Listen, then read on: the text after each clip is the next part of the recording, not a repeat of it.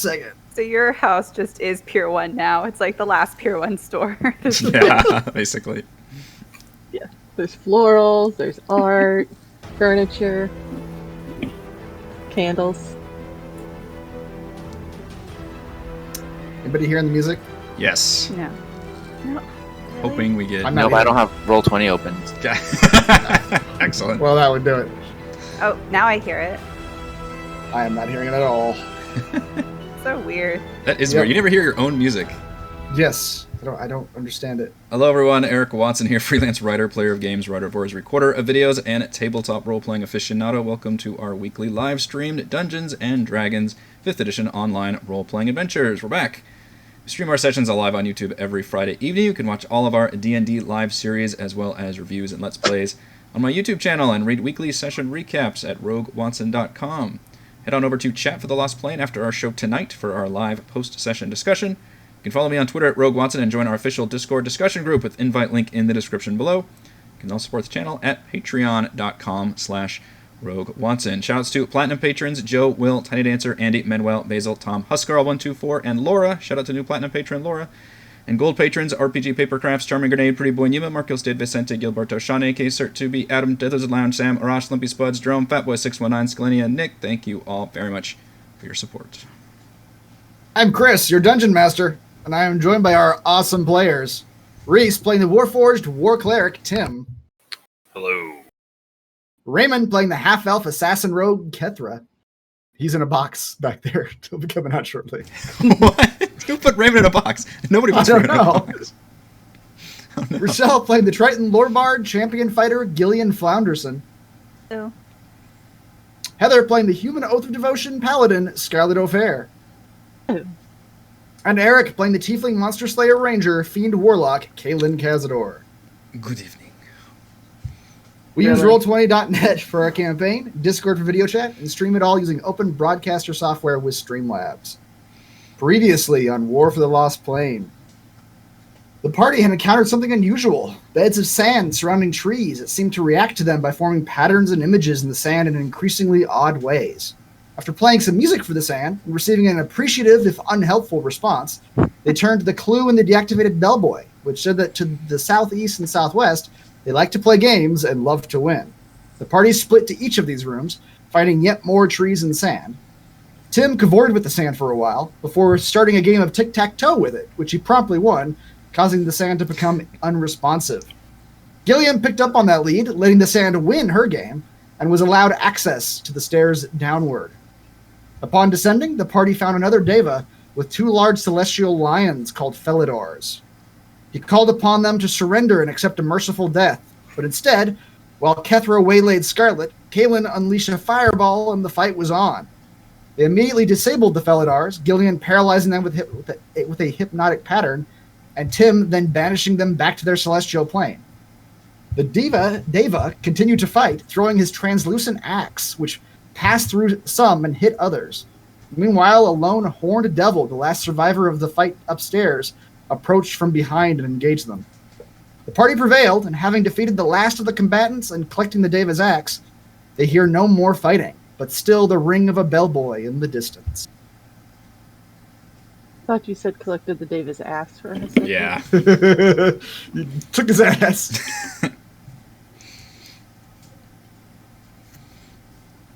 Ass to ashes. All right. It's all pray Roll20. Keeps up Yes, with let me everyone's know how game. it's doing for everybody. It's loading just fine for me, but I never have loading problems. I just have music problems. I'll say since we got fiber, the cameras look great on my end. Nice. Yeah. Highly recommend it for anyone who doesn't have it, and you can get it. Please sponsor us, Fiverr. My Roll20's been loading for 5 minutes. No. Oh, no. We thought Well, I just this moved was the rooms one. too. That's Yeah, you might just scroll down because Oh, It's yeah. like missing loading. the top half. Raymond's turn this week. That's right. yep. I could probably use a short rest here. Why not a long rest? Oh, why not a long rest? Is there still a war going on? Can we tell? You have since you guys fought in that initial arena on the top floor of this tower, you've been hearing fighting nonstop. Mhm. And this moment is the first time since all that started that you do not hear any combatant sound whatsoever. The spire is eerily quiet, aside from somewhere to the north in the distance, you hear a bellboy ringing out. I mean, I'm not gonna be upset if we take a minute and I can staunch some wounds here. Mm-hmm. You I could have some absolutely, bounties. you could absolutely short rest. Yeah. Yeah, let's do a short rest, and then we'll go check out the bellboy. I have a lot of ouchies. Yeah. I mean, have we? Well, I don't even know when the last time we short rested was. Have we short I rested? believe it was with the tree, in Ubrow's room. She held the door closed for you while you guys short rested. I think. Wow, that was one of the first encounters. Yeah, yeah. Who picked up the Davis axe? Me. Okay. Phase axe is what I wrote down. It Okay, melts yep. your hands off. Gillian, as you guys take a short rest and you reconnoiter and hang out for a little bit, you're able to investigate this axe and identify it. It will require you to attune to it, but it is indeed a phase axe. It is a battle axe. Deals 1d8 damage, versatile 1d10 if you use it with two hands. The crystalline battle axe seems to be almost transparent when looking at the bladed head from different angles. You gain a +1 bonus to attack and damage rolls made with this magic weapon. The weapon has the thrown property with a normal range of 30 feet and a long range of 60 feet. When you make a ranged attack using the axe, it phases harmlessly through any creatures or obstacles directly between you and the target. And the attack does an extra 1d8 force damage per creature the axe phased through in this way. You may use a bonus action to return the axe back to your outstretched hand. When you do, the weapon phases through any creatures or obstacles in its path. Oh shit! So it attacks on its way back too. No, it doesn't actually attack. It only attacks whenever you throw it, and it doesn't actually hit anybody that it phases through. Oh, okay, I It just gotcha. harmlessly passes through them. It just buffs up the damage. That's cool. Yep.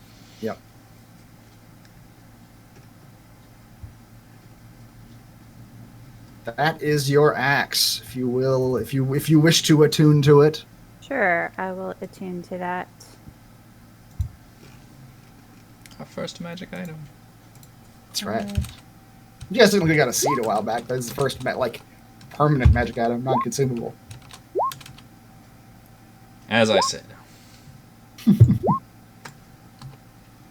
Boy, Scarlett's been saving up the hit dice. What? Am Yeah. I missing it? Oh shit! Jeez. I still can't see my character sheet. No. Ah, great. Great. Still working on loading Roll20. Roll20. Why? Ugh. Okay, well, I do not know how to put in, like, a versatile weapon or something. So All right, that's just user error. Don't blame Roll20 for that. Roll20, why don't you put my weapons in for me? I do not know how to put this in my character sheet. So How many hit we'll points have looking? to figure out that later. Yeah, let's see. Tim, you have 76 of 107. You could. And you have... Let's see. What'd you say it was, Chris? A battle axe? It's a battle axe, yeah. So you could. +1 battle axe. Yeah, I mean, you could search battle axe on the compendium, and you could drag Okay. a battle axe +1 to your character sheet. I think that would work. Yeah, Okay. and just rename it And afterwards. just rename it and add the throne stuff. add the description. Yeah, I don't know how to plug in all the fancy stuff it does, but that would at least make it a +1 battle axe.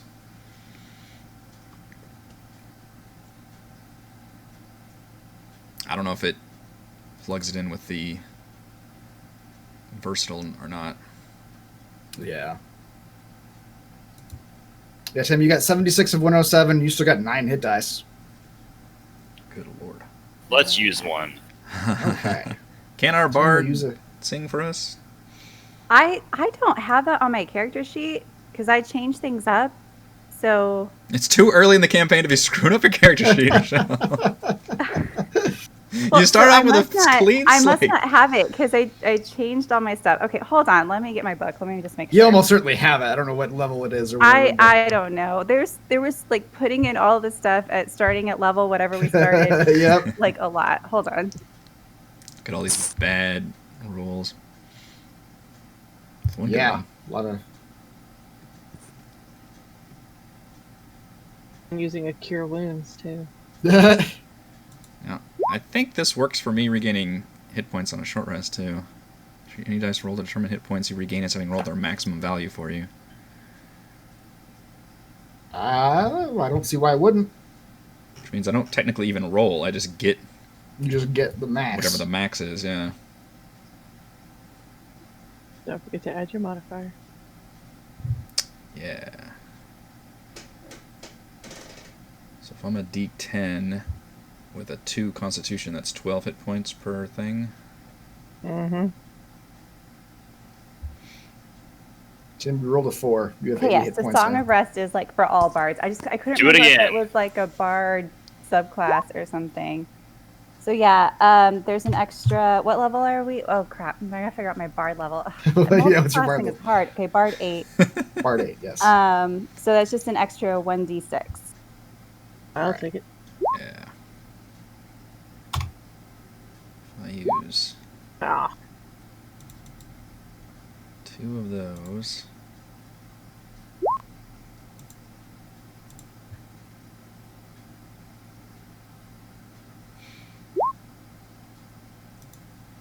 Jethro, you're at, I don't know if you can see your character sheet or anything yet, but you're in pretty good shape.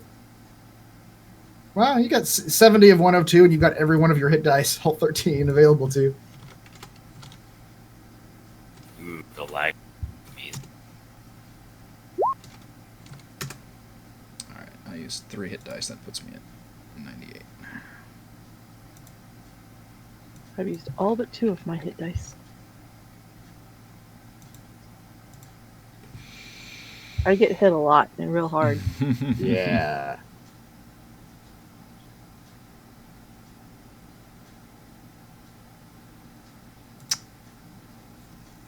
I'm gonna assume Styx can heal. He only has like 1 hit die, I think, anyway.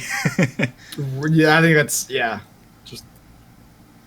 What is his HP? Normally, like. Like a 13, I think, or 12. Okay, yeah.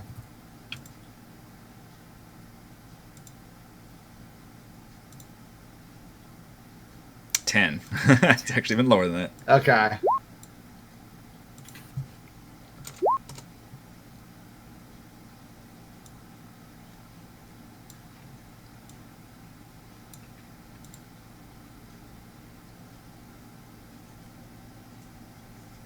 Yep, it seems to have worked. I don't know what the second number is. I did exactly.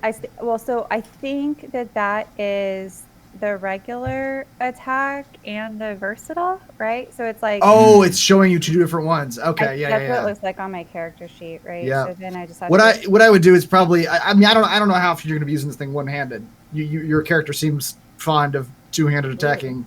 Right. So. So you might just want to change I that first. Like, I think I just uncheck that. Then I bet it yeah. won't. It's not including your strength, though. No, it's not. Okay. Yeah, so I unchecked the. So it should be 1d10 plus strength Yes. for versatile, Yeah. right? Yeah. for Yep. some reason And then it plus wasn't. 1 also for it being a +1 axe. Mm-hmm. Yeah, I don't know. The +1 for some reason didn't like. Didn't come over. Come in. It looks there, like it's but- included in the attack roll, but not the damage for some reason. Oh, I see. It is on the I see first it. one. Yeah. It is. It's magic bonus 1. It's on there. Yeah. Okay. Wait, so it's already on there? Yep. Okay. Well, it's already on the Well- attack. Oh, but it's supposed to be on there for damage as well. It is. It is. Yeah. Right? Okay. All right. So Yep. let me roll it one more time. So this is just like assuming it's two-handed. It's there now. That's right. Okay. Yeah. great. Perfect. Yep.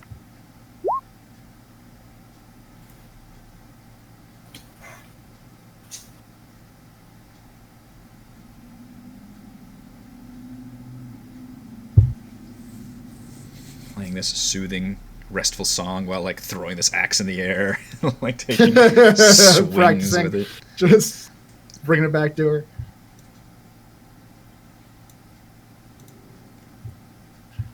Yeah. Other than that, you guys spend some time relaxing, getting your selves in order, and you see that the big lobby area where the Deva and the Felidars were is now just empty, aside from a couple horn demon bodies. Is that a door to the south? Yes. Let me see if there's... The door to the south, to you, it looks like a huge, grand wooden door, like 20 feet high. How wide is that? I think it's like 20 feet wide too. And it's made of wood and gold, and it is currently completely sealed up. You see no seams in the door whatsoever. It seems to you that the wood has just fused along where any seam should be.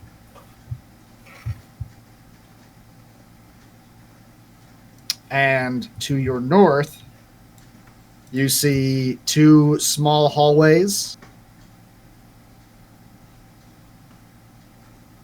And to your east, you see another waiting room. It looks almost identical to the one that you guys came up in. I don't think anyone came through the front door.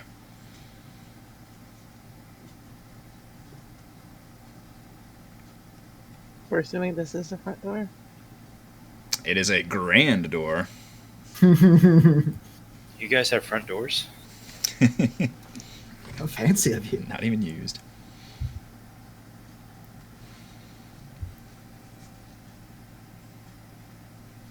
Yeah, because I think when we went up, it was all parallel on the sides. It was like we were in a sand area, they were in a sand area, we were both trying to open, so I assume that just leads to the other area, so... Yeah. Yeah, and the area looks identical to the one that you were just in. Yeah. You came up in, yes, or came down in, too. To the north. After you, stalwart paladin.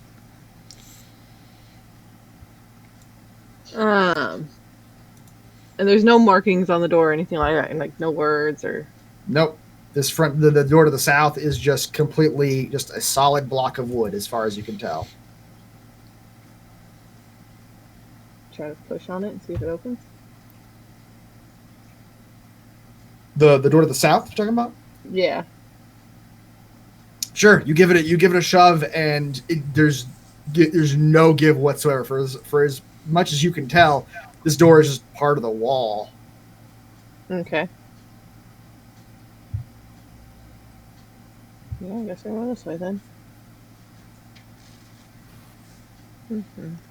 As you move north, you head into narrowish hallways, about 6-7 feet across. It seems like a network of hallways up here. Scarlett, you see as you come up this hallway that it splits to the east and west from where you are currently. I have no idea. Something sticks out It to would- scout, maybe? Sure. But- And you guys can hear the bellboy ringing to the northeast. That's what I was about to ask. Do we still hear the bell? Yes, you do still hear the bellboy going. Then Scarlet would head directly towards the bell. Do. Little demon thing can stay in front of her or not? Please go It's on. flying around invisibly. You are not bothering it at all.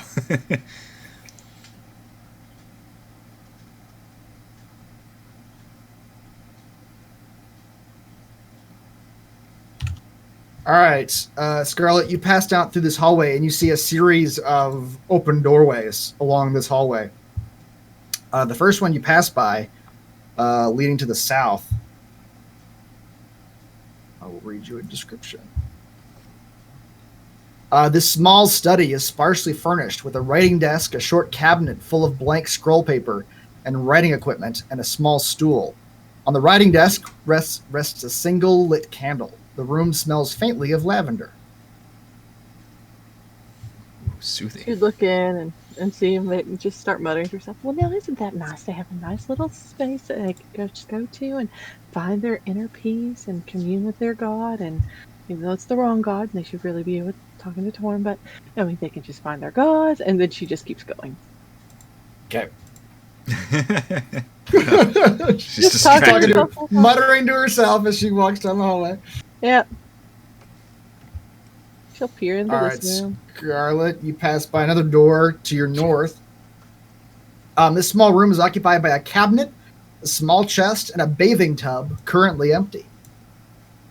Well, I would hope that it was empty. If someone was going to be in that tub, they should have the door shut. Again, just peeking in. Okay, nothing in here. All right. Mm-hmm. Kaylin, Gillian, you guys see the same thing where you came up. You came up those northern stairs, and you just see the hallways branching to the east and west. Scarlet has headed east. Gillian is walking to the west. Yeah, Stick's like sticking near the paladin, so Kaelin will Okay. dutifully follow a ways behind. Hold on, both of you. Each of you see something different. Scarlet. This room has a large table with 2 extravagant chairs.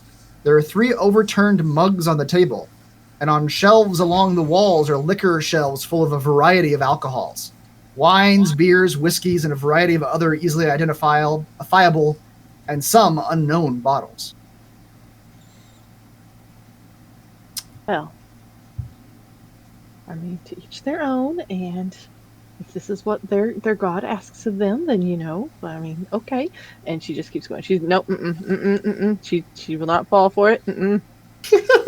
Big on temptation. Gillian, the door to your south. This small study is sparsely furnished with a writing desk, a short cabinet full of blank scroll paper and writing equipment, and a small stool. On the writing desk rests an open book with an expensive-looking writing quill next to it. Going to investigate the book. Or read the book. Okay. You go to look at this book, Gillian, and it is in a language that you have never seen before. It's some sort of odd runic type script, but you cannot make heads or tails of it. You've never even seen any language like this before. But it is a very big volume, just page after page of what look to be handwritten notes on each page.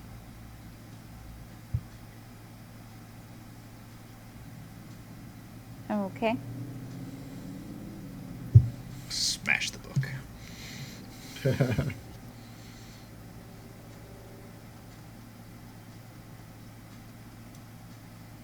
Is there anything else? Is there anything standing out to me in this room?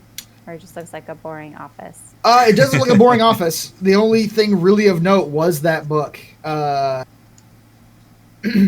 going to... Uh-huh. But like I said, you can't read it, so you have no Yeah. idea what the book says. I don't have anything that lets me read it. I'll pick up the book and take it with me in case someone else in my party can read that. Okay.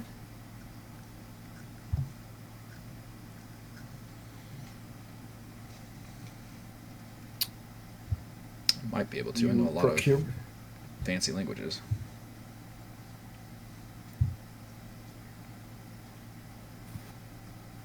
Caitlin, you've come to that same study that Scarlet passed, where there's just, once again, it's just a small study with one lit candle. Room smells like lavender. That's all there is in that room. This must be where those voice people lived. God, now. Scarlet. This large room is sparsely furnished with benches along the walls and a few end tables. Waddling in the center of the room is a bellboy, bells clanging loudly. There's no danger. Why is he upset? He's not doing the danger version of the bellboy that you guys saw, like when he was being attacked by those. Oh, it's the everything okay alarm. It's just the like he doesn't know what to do. Is sort of what you guys have kind of picked up. It's just he just until he gets other information, he just waddles. You know, I picked up this is a bad security system. That's what I picked up. It has flaws. It has some serious design flaws. Gillian, the room to your north has a small room occupied by a chest and 2 circular clothing racks, both fully stocked with a variety of garments. Ooh, I stitched these garments to see if there's anything that I want to take. All right, you sift through the garments. Roll on There's your table also of all manner. garments. There's all manner of dresses and vests and trousers and breeches. Ooh, trousers and breeches. That's right. Can you tell me the difference? No. I can't. I don't hear the word britches a lot. No, it's Usually people are too big for them. That's all I know. But as you scroll through them, there's a couple things that you think are really pretty or really cool looking. But as you flit through them, one of them stands out to you as immediately there's something special, perhaps magical, about this set of clothing. It seems to shimmer and change shape as you look at it. 1 second it's like a vest, the next second it's like a long sleeve blousey shirt, the next second it's like a tuxedo type top. Well, that's neat. I want that. Okay. You can take that. You can write down magic clothing until you identify it. Wow. Apparently we went the wrong way. Yeah, I know. Yeah, I'm finding all sorts of cool shit over here. I'm doing like a fashion montage. Trying everything. Try it on clothes. Well, to be Okay. fair, you guys haven't gone in any of the rooms you passed. You guys just passed the rooms. Gillian's actually going into the room. That's true. Exploring. Scarlet looked at each room and said, nope, looked at that room, nope. Eyes on the prize. Yep. She is done with this place Yeah. that we are in. She has had her. She does not like this place. There's only bad things in this place. Most things have tried to kill us. And I would like to investigate this chest before I open it. Okay, go ahead and investigate it.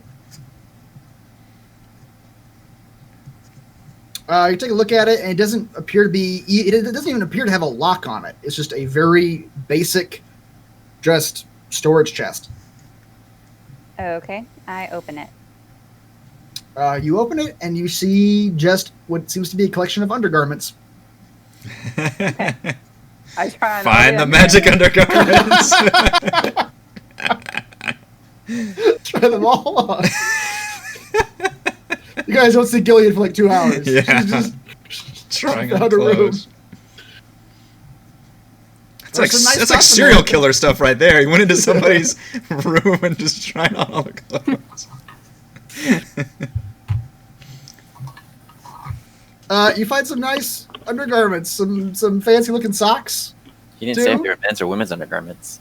Both. Start listing undergarments Yeah. like you did with the clothes. Flex that knowledge. Styx is going to be jumping into that liquor cabinet and just rifling through some bottles. Okay. Is he taking any care to like look at them beforehand, or is he just open them up and?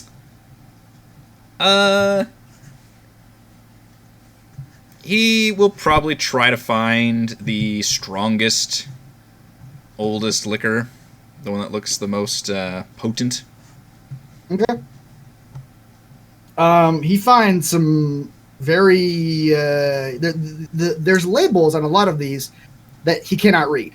It is in a language that you do not, neither Styx nor you understand. But smelling them and looking at them, he can tell that some are like very strong whiskeys. It's not abyssal, celestial, infernal, or primordial. It is not. Damn, you got me None of there. those. Kalen's upset that he can't read some of these. Damn, where are what is Styx's? His is infernal. Or what do you? Okay. Oh, as Styx is doing this, well, two things happen as Styx is doing this. Wonderful. One, he encounters two bottles that look weird. They are they seem to be liquor. You can open them up and smell them. They smell like alcohol, but they look very odd. One of them is a stoppered glass bottle, small glass bottle, with a swirling orange liquid inside that seems to be swirling yellow and orange and reds, all moving about inside of it.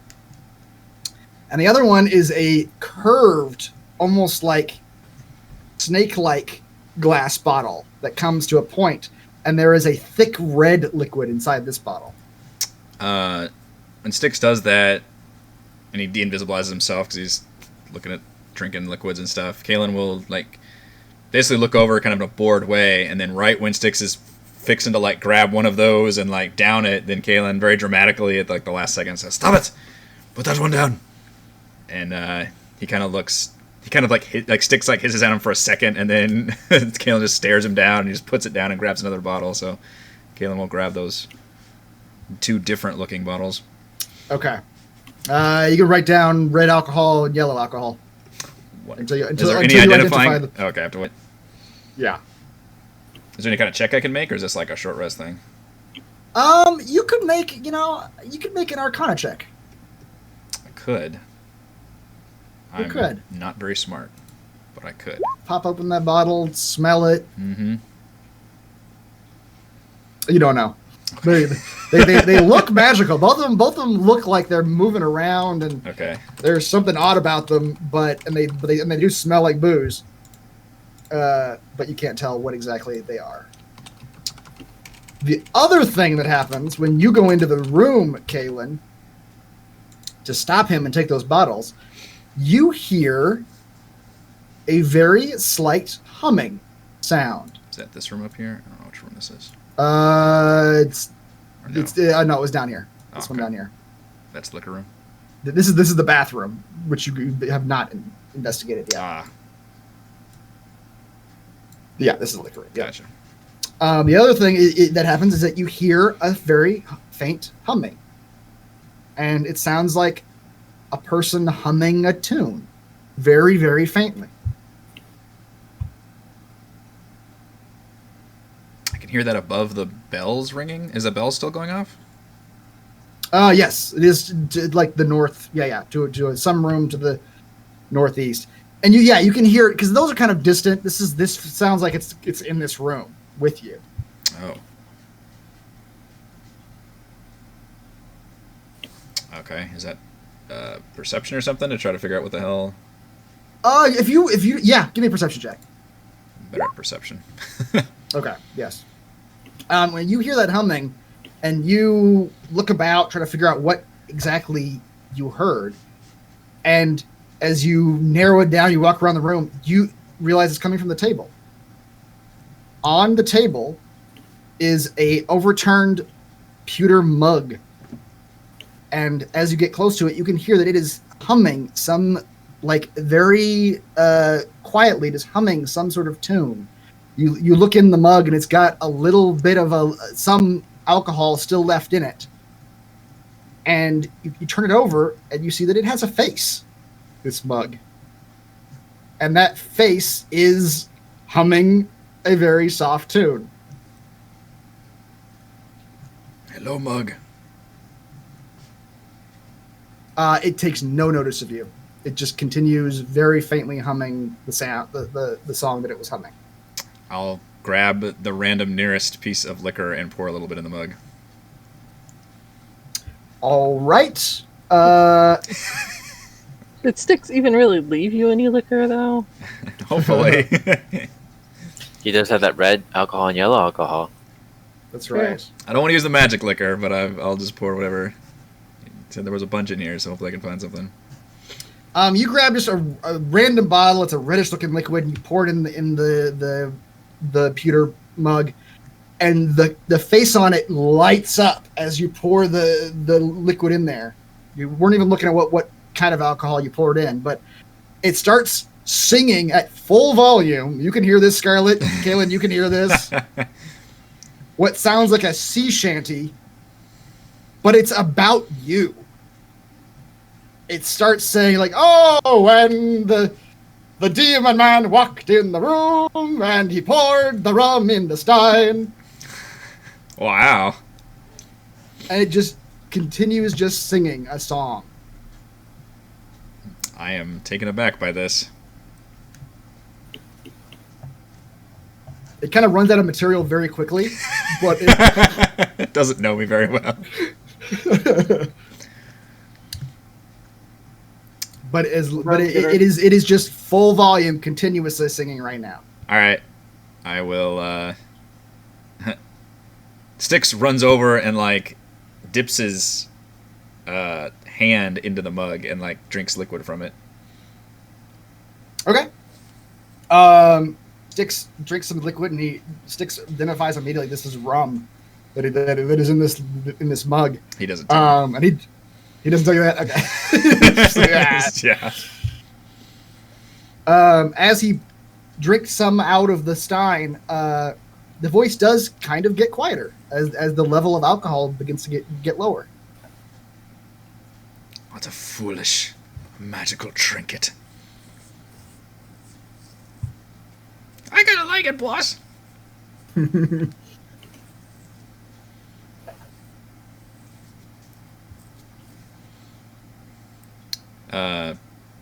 Yeah, he'll let Styx like finish the liquid, and I assume it stops singing at that point, and then All right, yeah. he just steps out of the room. Wait, Styx is a tiny little dude, and he's drinking a full stein of rum. I mean, at some point he probably passes out. Seems real bad. The rum probably weighs as much as he does. Hey, he is immune to poison and immune to the poisoned condition. All right, that's what is alcohol? I don't know. He's not immune to the hepatitis, though. No. No, he's not. Not immune to diseases.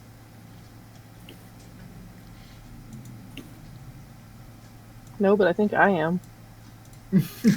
Lord.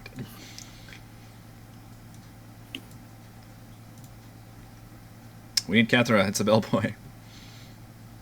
Yes, Kaylin, you go into this room and you see what Scarlett saw too. The bellboy just aimlessly, bumping around in this room, and that's about it. It looks like some sort of large waiting room of some kind.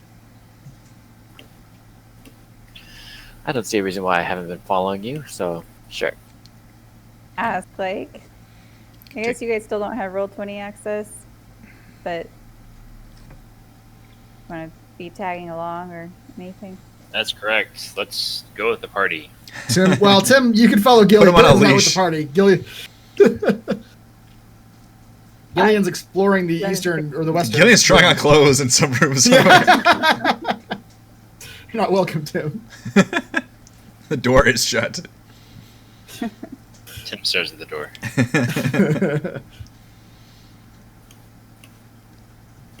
Sign says leech free zone. That's right. Cathra, if you This want is where that, we learn if he has X-ray vision or not. if you want that singing mug, I didn't take it.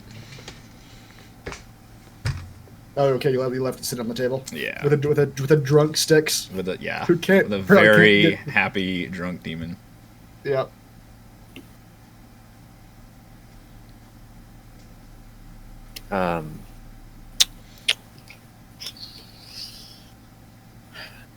I mean, it makes a sound though, right? It's not like you can pocket in.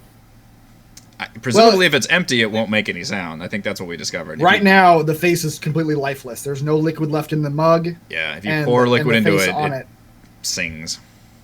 Or you pour alcohol into it, it sings. That's you true, Don't know I what you do if you pour like other things into it. Somebody should pee in it and see what happens. Why'd you gotta go there? Like right off the bat. Styx is probably already trying to urinate in it by this point.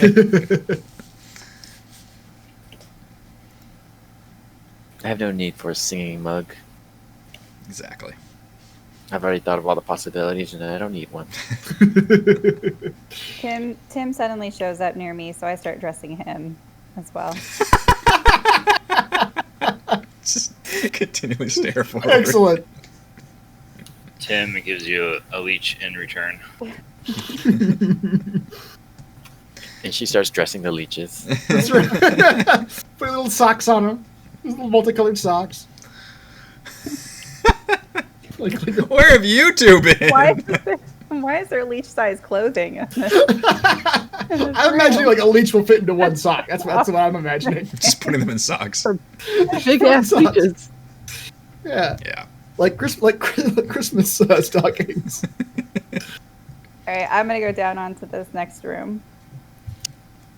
All right, Gillian, you step into that room. This room has a large table with 2 extravagant chairs. All over the table and shelves lining the room are scrolls, books, and papers scattered around haphazardly. Do any of them stand out to me? Give me an investigation check.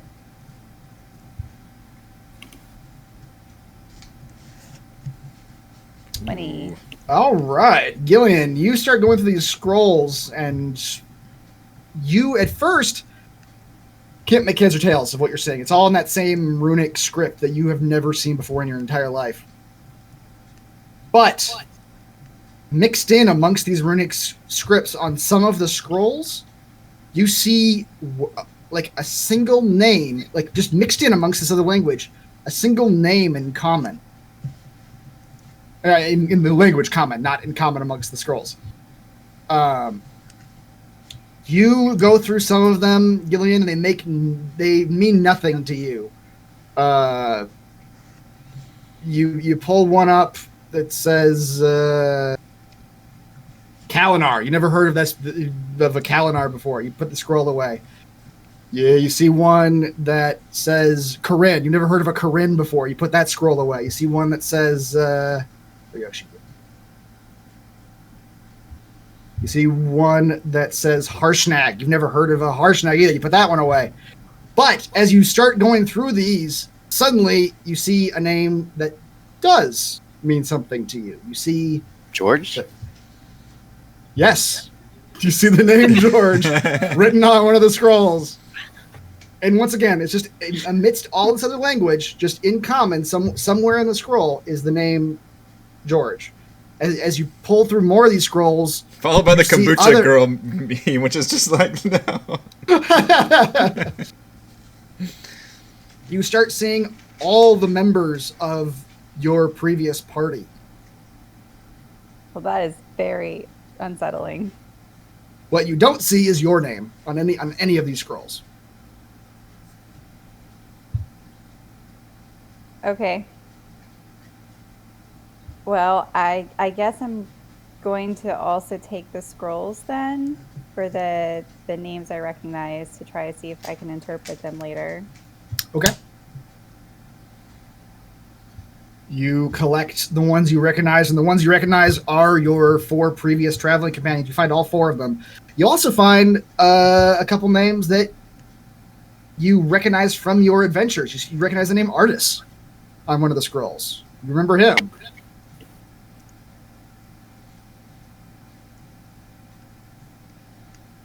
Okay. So yeah, you can collect all of those that you wish. All right. Made a list. Do you leave the one behind that says Mannix? We don't need to worry about that. Wasn't Mannix really on that list, though? Mannix had a scroll. Aw.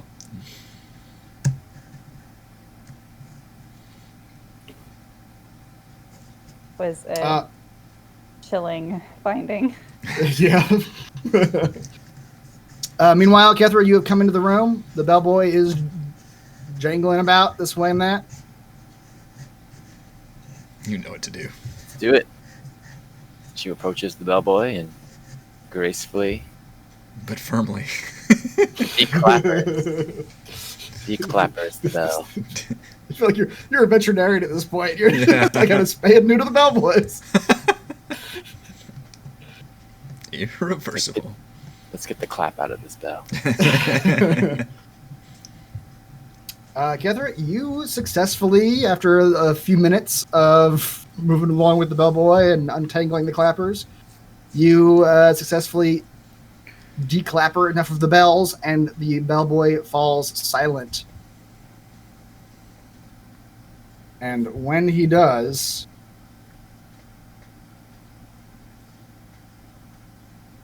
words begin to appear on the face of the bellboy.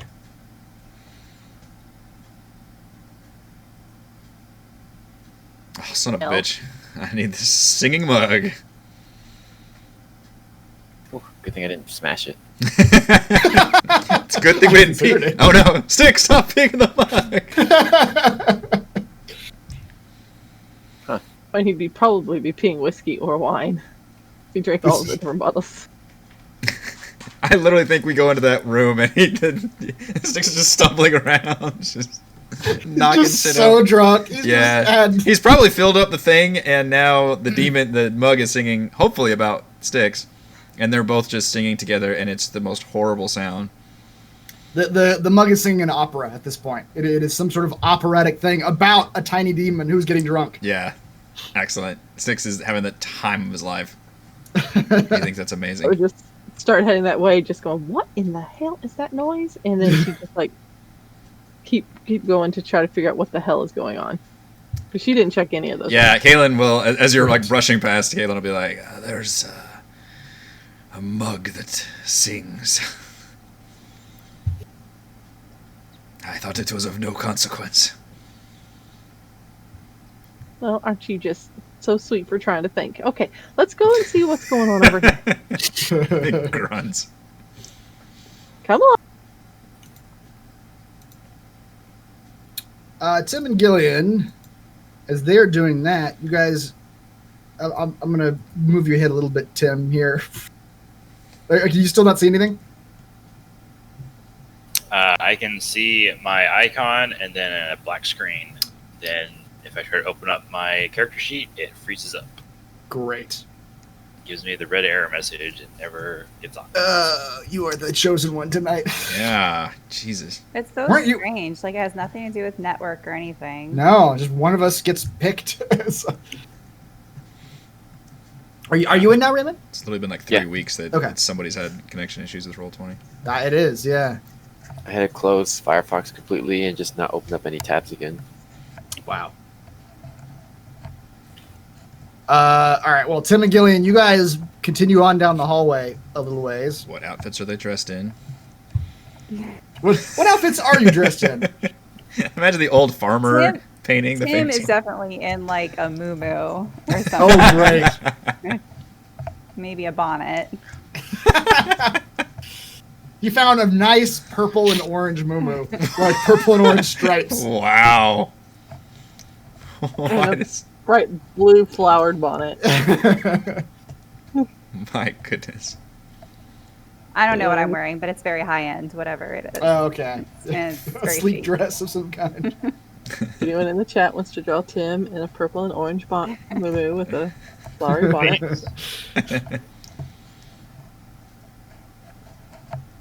Just squirming all around me. As you guys come to this room, Tim and Gillian, this large room is sparsely furnished with benches along the walls and a few end tables. In the center of the room, a selection of scrolls are spread out around a collection of 5 fist-sized green crystals, each of which is cracked and broken and chipping. You can see a slight wisp of smoke rising from each crystal.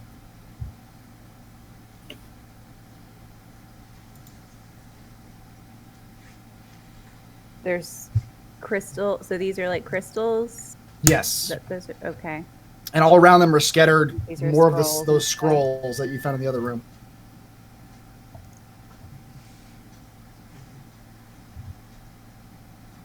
Hmm. Scrolls have our names on them. Yeah. Can I see it? Can I tell anything on these scrolls? You look at those scrolls. You walk over to them, and they're sort of scattered in like a circular pattern around this clump of crystals in the center of the room. And sure enough, it is the same thing where it's some language you've never seen before, and then somewhere on that scroll, you find one with your name, Gillian. You've been introduced to a few of your party members. I don't know if you recognize the name Kethra yet. I don't know if Kethra's actually told anybody her name. Canonically, I don't think so. Yeah, yeah. But you see that there are 5 scrolls with 5 names. Oddly, the construct who introduced himself as Tim, his scroll does not say Tim. It says Timerius. God, what was it? Timerius Ingbrat Marbren, I believe was the full name. Sounds like something to make up. So, somebody will check up on that. Yeah, but that is the name on that scroll.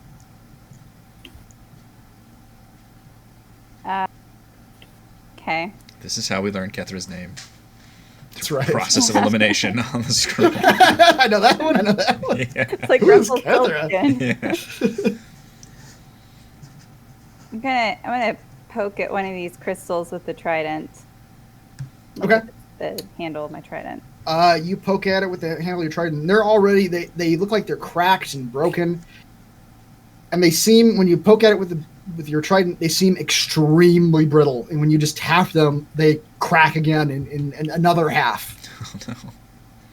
This might be our way home. Stop poking the crystals. When you came in the room, they already looked broken. A lot of them were like broken in half or chipped, and yeah.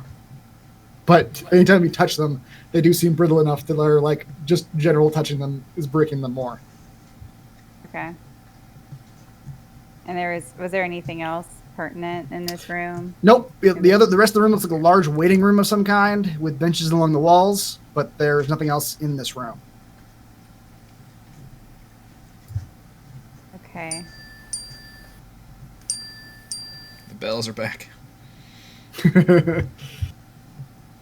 Well, I guess I'll go ahead and pick up these scrolls too, Okay.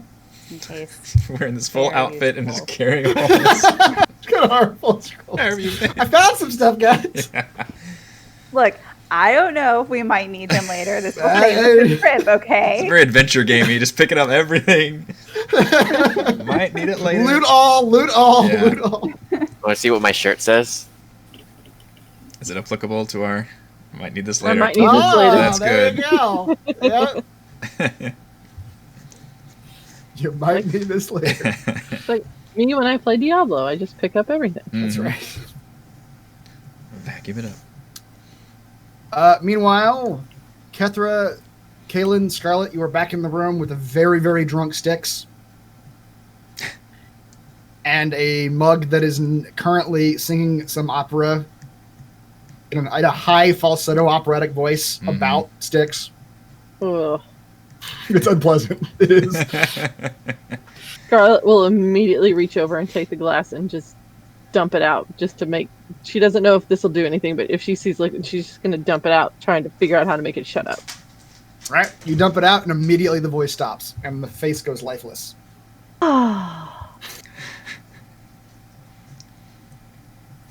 Give me that. And she takes the mug from Scarlet. You could try. Oh. What kind of... Is it glass or... what material is this mug made of? It's like a pewter. It's pretty heavy, isn't it? Yeah. Strength check you on this one. Alright. Smash her over the head with it. Strength versus strength? You're just yeah. trying to grab the mug out of her hand. Gimme! Oh, Scarlet! Scarlet, you were so focused on just getting it to shut up that you weren't even holding it that tight. You were just holding it upside down, and he just pulls it, right out of she your just hand. didn't let go, and Yeah. it was like it was choreographed. Yeah. Yoink. Anyway, she's gonna start looking around for a bottle of whiskey and a bottle of wine. I don't That think sounds like any a of my country strength song checks right have ever gone very well. Where my bottle of whiskey and my wine. That's right. You find a few full bottles Check of see if Styx wine. hasn't drunk any yet. Yeah, finding whiskey's actually a little bit more difficult because Styx has been just going to town in this room. He's Stupid. knocked over some bottles. Stupid imp. What is this? Does his breath smell like whiskey? It does. His whole body smells like whiskey. Can I see Nice. Sticks? Yes. I'm gonna grab him and just squeeze his stomach hard. Give me I was about that. to ask the same thing. Can we squeeze him and get the whiskey It's out? like Looney Tunes. Just ringing Like, damn you, imp! And she just grabs him. Yeah. And You do that, Kethra, and Styx immediately vomits. the bug. Yeah, Just pour into the the bug. mug. Just- What if the final solution is you have to drink it though? Well, he's drunk enough; he could do it again. All right, He might not be drunk now. half of the whiskey / emesis, and she pours wine to fill the rest. All right, when you got the whiskey out of Styx, the Stein started singing this like adventure ballad about a puking devil, and it was kind of discordant though because there's probably some bile in there along with the, And the evil rogue for snatching it That's right. and squeezing it. And then when you pour the wine in over the top of that, he starts trying to mix in like operatic notes in this ballad about a drunk devil, and it sounds terrible. It's just these discordant melodies that the voice is trying to sing, and it is just a cacophony. And as that happens, you all hear very loudly out in the hallway the sound of grinding stone.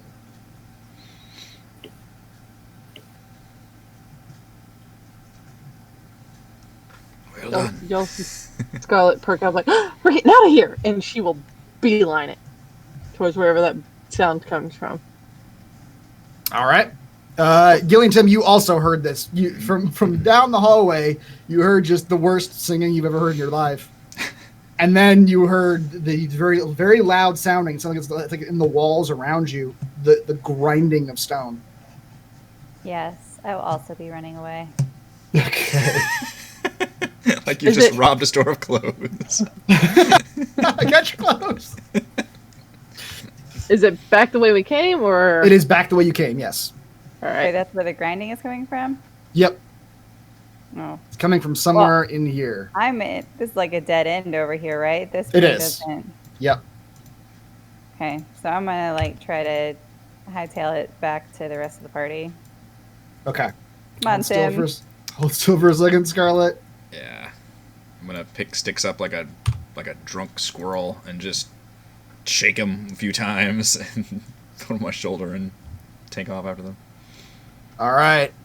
I'll put you all. I'm actually. You guys all head into the hallway where you heard the grinding, and you see that two archways have opened up in the middle section of this middle hallway here. And I'm going to bring you all in here for a moment. You all.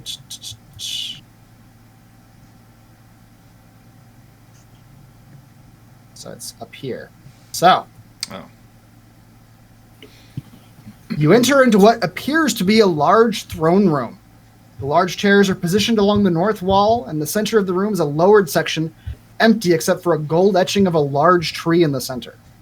It is in this lower area that three figures were pacing nervously until you entered, and they turned their gaze to you.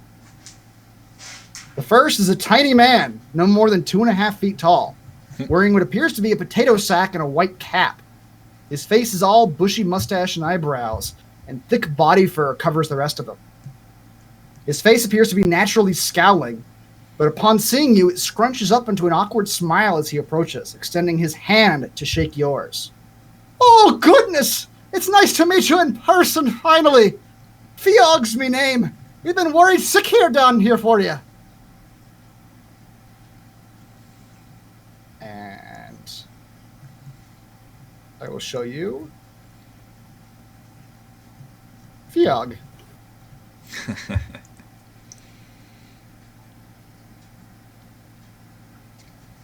The second figure is a black cat sitting, staring at you. No larger than a foot tall. It has white stripes along its back and a white star pattern on its chest. It has piercing purple eyes and a tiny green earring in its left ear. In a puff of black smoke, it disappears, and with another puff, it appears in front of you.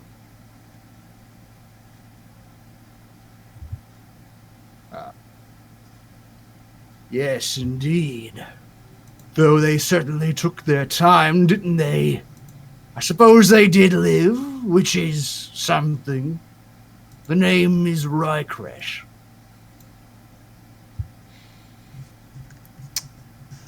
Wait, are these the And voices we heard from before? you've recognized two of them so far. That is Rykresh. The third figure, a tiny 8-inch tall fairy with ornate brown and purple wings, of which there are 8 total, all beating in different rhythms, flies forward. Survive, they did? Yes, which means we picked good. These ones will save us indeed. I'm Thixia, and I look forward to you saving our lives. If y'all can feel it, but Scarlet is literally bristling. Like, she's just like, training tells her, keep my tongue. I shouldn't say anything because, we aren't alive and that's always a good thing. But these people, they brought us here. They didn't ask us and they did our things and they didn't ask us and then they gave us new things, but they didn't ask us. What the hell are saying you this out loud, things? Scarlet? Or are you just muttering? She is muttering to herself behind everybody. Like, Okay. bristling, attempting to control her reaction to actually seeing the 3 people that have, in essence, are the ones who have shattered her world. Mm-hmm. Yeah, okay. They have stolen her things, Yep. replaced them with, very nice things, not her things, and Yep. then brought her to this world where her belief that all angelic beings are of the light and are good and would not hurt the innocent has been completely destroyed. And she's seriously contemplating, like, I don't. Get their hands No? toward the mug and says, "Here, drink this and take the edge off." Oh, no. Don't drink that. Is it still singing? It's still full? Terrible. It's full until Turn. drinks it. And dumps it. Mm-hmm. And then chunks it. And then she chunks it across the room.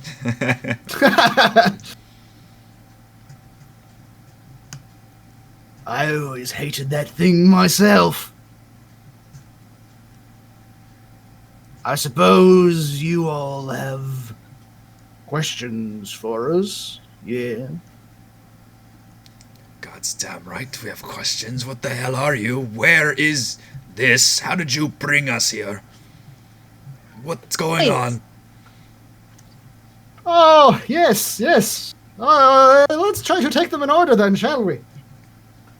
Where are you? No? You're in Anonyma.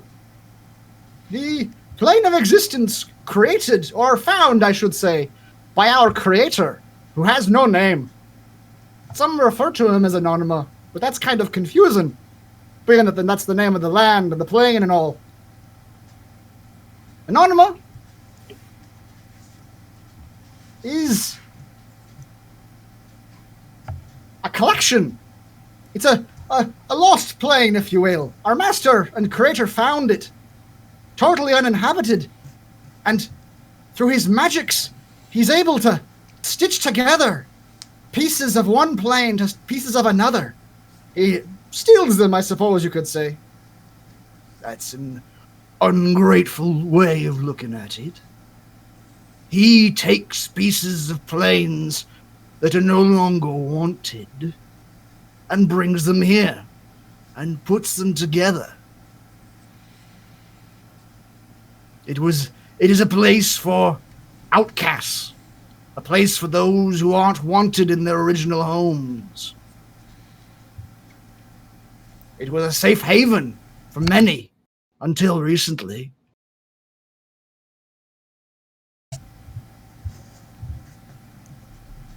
Yes, Master was I won't say was, he is a powerful wizard.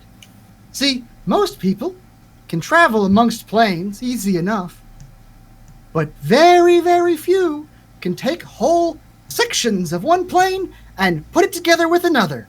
That's unheard of, and generally very unstable and very dangerous. But Master can do it with his magic. Yes. So that's the where. Here.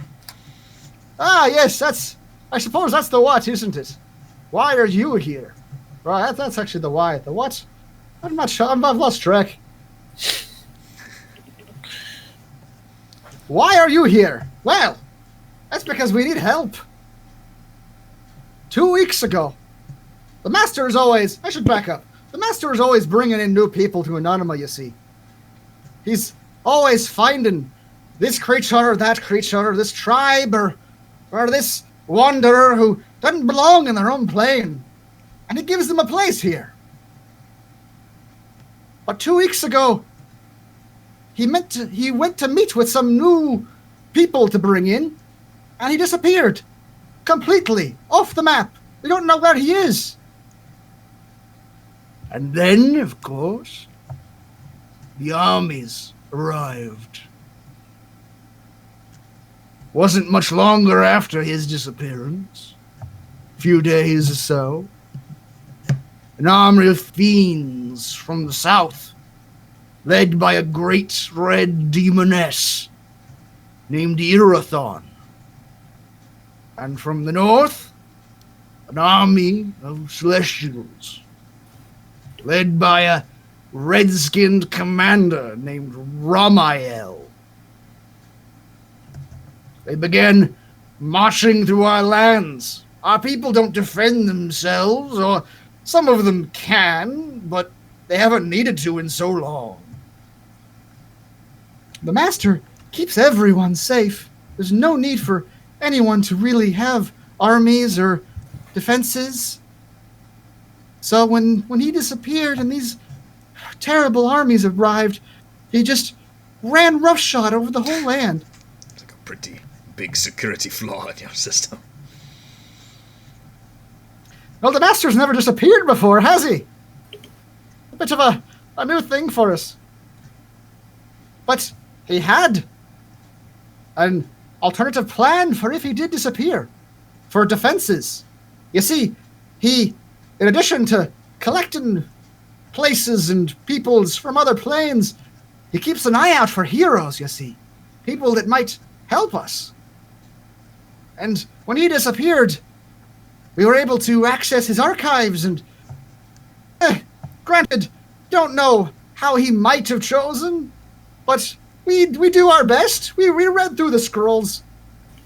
We picked the ones we think sounded best.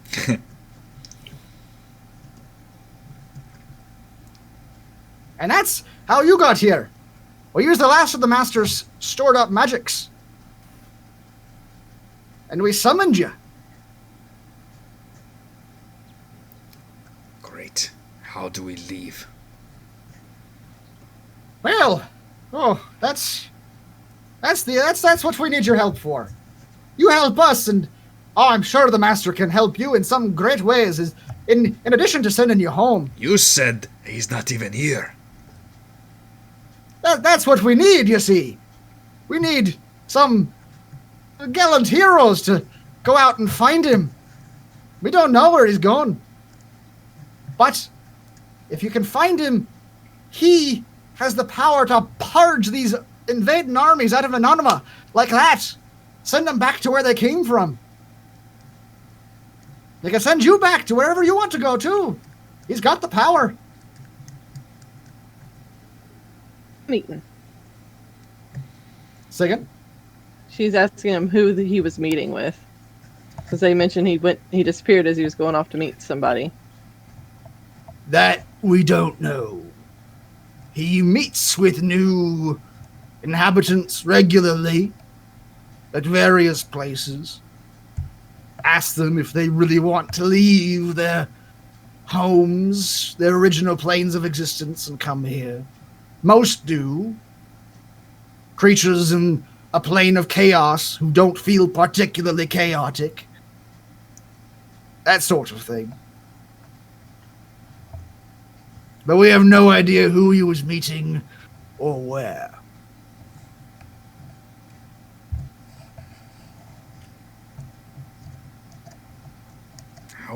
How big is this plane exactly? Well, it's probably very big, but the continent, you see, isn't that big. The creator just is still a work in progress. He still takes pieces and builds it as he goes. I'll show you. She flies out of the room and returns a few minutes later, and she unrolls a map before you all. Show me the world map. That's right.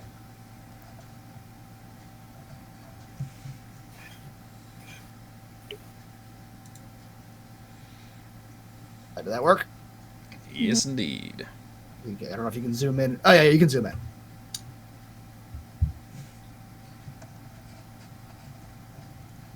The fairy flies in and points to a point near the middle where there's a copse of green trees, and she says, "We are here, the verdant spire.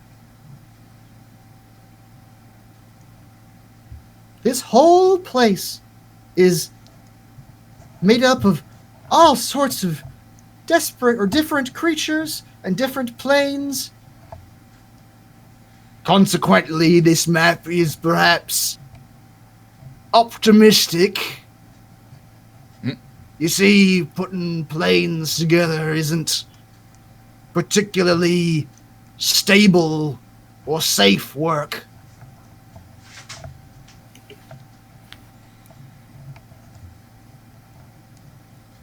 So, let me get this straight.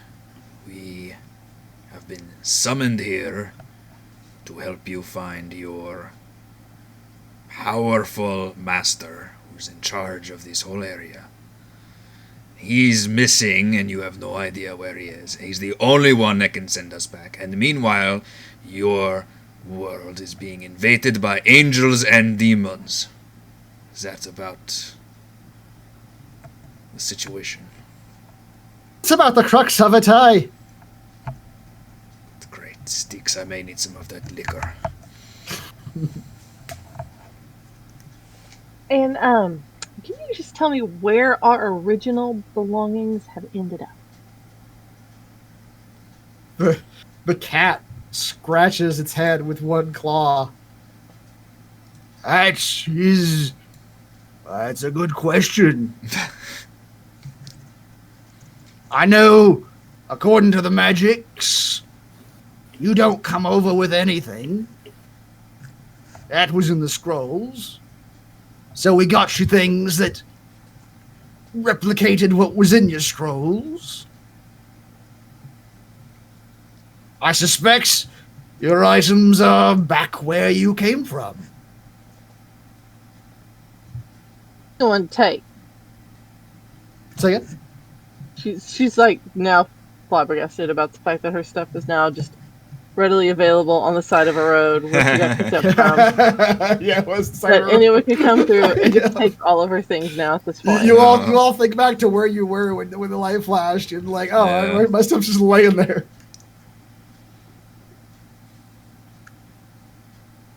See like the perfect little strained southern smile.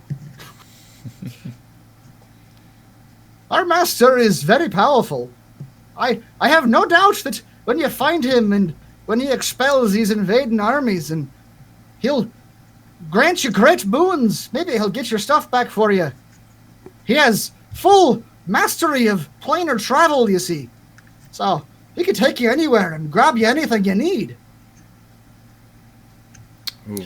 If he's so powerful, then why hasn't he come back? Wish I knew. If he doesn't He's want to never. come He's always been gone for a day or two at a time, teleporting here and there, but never ever gone for this long without any word on where or why. perhaps he doesn't want to come back. Well, then we're He went out for a all pack of smokes. dead. That's what he said.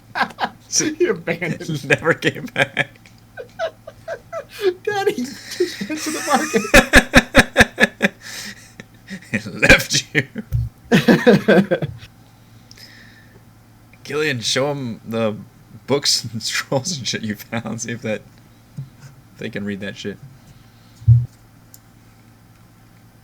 Wasn't he saying they used the scrolls to? Oh, To that's summon true. us? Yeah. That's what I was about to say. Like, so, like, if someone found some scrolls lying around, they're pretty much useless at this point. Is that accurate? Hypothetically. Without any more of the master's magic, yes, totally useless. Gillian just like puts all the scrolls behind her back and just drops them. a clatter of scroll tubes and paper. Just, It's all really go in loud. different directions. It's really loud when you drop them. We all turn around. The book, though. But I will pull out the book and say, so I was just looking around and this stuck out to me. I was hoping you could tell us what this was about. Keep in mind, she's wearing an outfit found in one of those rooms. How long did you wait before you let us out of here? How much of our personal items did you go through? We're just, thorough investigators. is all. As Tim is standing there in a muumuu. That's right. Yeah, the cat saunters up to you and looks at it and says, "Yes, this is the master's book. It's got details on all sorts of creatures that he's brought over." He starts flipping through pages. Centaurs, out in the western plain, free to roam with no dangers. Fairy, he's flipping some more. Merfolk, the Slod, they were the ones I was telling you about earlier. From a very chaotic place, but not particularly chaotic themselves. Werebears, he flips through some more pages. Bears? Where are the bears? He flips some more pages. He says, this details Ubrow, the treant, pulled from her anguished existence at believing every tree she could see was a child of hers. Oh, she made The that tentacles, shit of course, lost and alone, being constantly attacked as it single-mindedly tried to communicate with others. up. Wait, its actual name is the Tentacles. I don't believe it has a name. The master's just written the tentacles. Just it has the tentacles. The serpopods and amphitheres, almost extinct, brought here to this tower to survive. The trees of Elsarith, intelligent and almost extinct. Flipping through some more pages. The last two entries. Oh, this is interesting. And the Fiog lumbers up to look. Oh, yes, very interesting. Celestials, hierarchical to a fault. They follow the commands from greater celestials as words from the gods themselves. Perhaps some may wish freedom from command. He's just reading what's written on the page. And the fairy comes up and she reads the next page. Fiends, beings of chaos, reveling in destruction and pain. But some may wish to curb those tendencies. She flips a page and that's it. That's the last page of this book. That's all there is.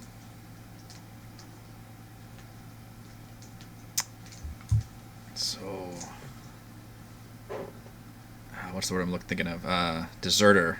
We've got deserter, angels and demons hiding out here, and their armies have come looking for them, or... Oh, perhaps. That's a good theory. Theory my ass, they're out there killing everything in this tower. Yeah, that's right.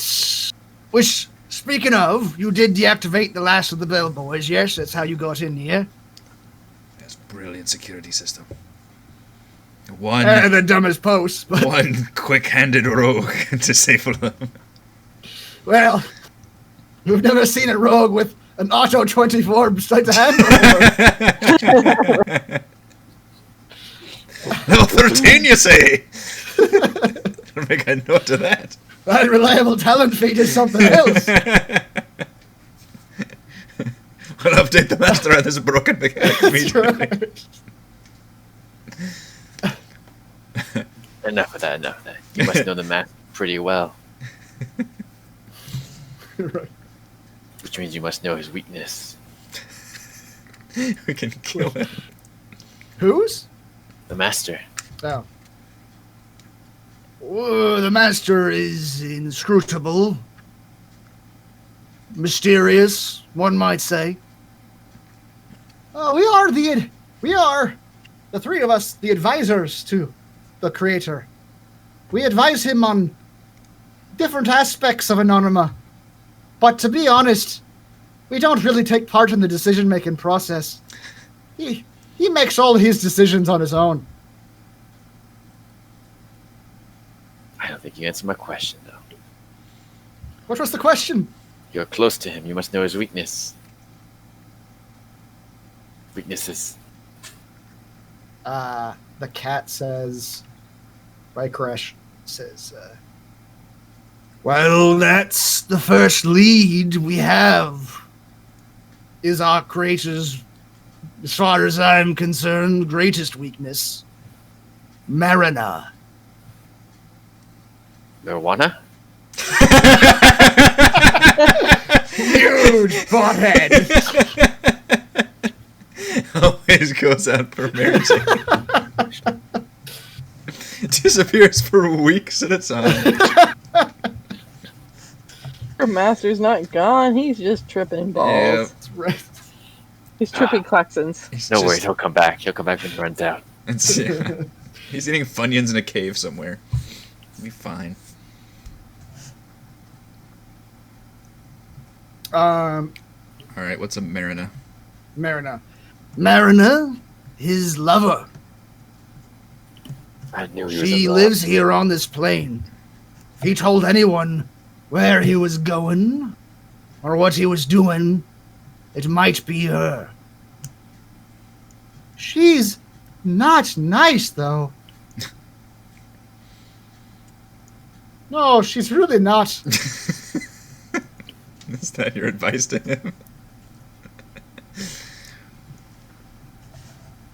If you want to find where the creature's gone, she would be your first contact. But it ain't gonna be easy to talk to her.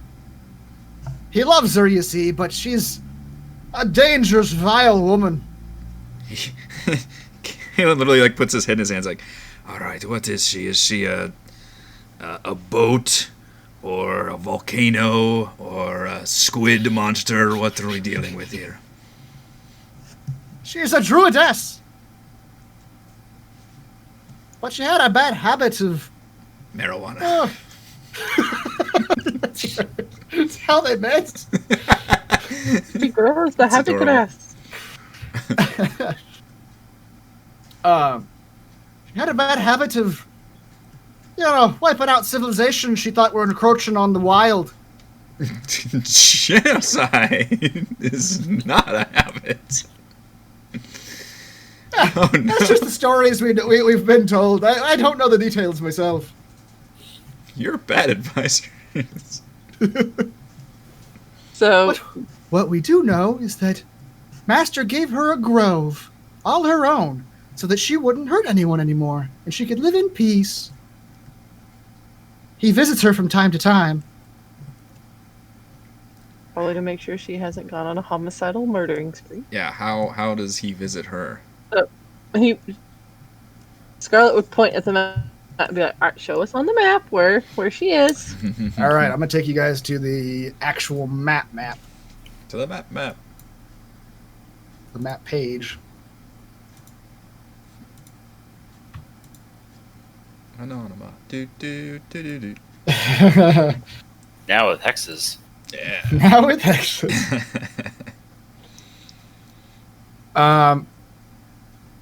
He motions to near the middle of the map, to the east of, or to the west of that grand desert in the middle. Says, we're here, you see. Marin Grove is straight north of us. Up here. He draws on the map that he's going to give to you.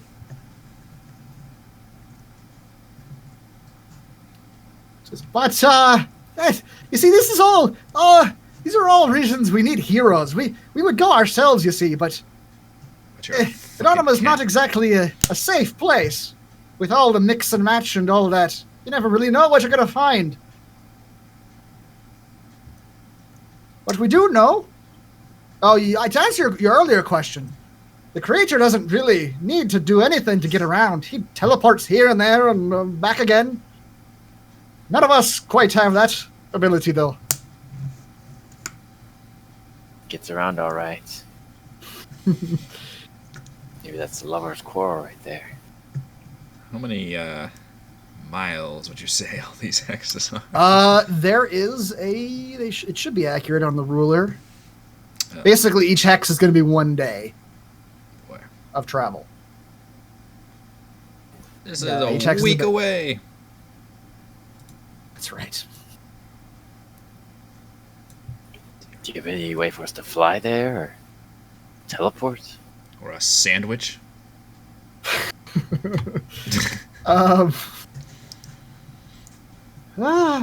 We don't have any mounts. Motorcade. The centaurs, if they hadn't run away, this whole place used to be attended by all manner of creatures.